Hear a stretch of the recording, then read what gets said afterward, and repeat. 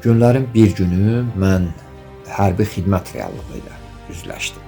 Hərbi xidmətə qəbul edildiyim elə ilk aylarda məni xaricə rəsmi səfərlərə göndərməyə başladılar və ilk səfərdə Avropa Şurasına oldu. Qlobal antiterror koalisiyası yaranmışdı.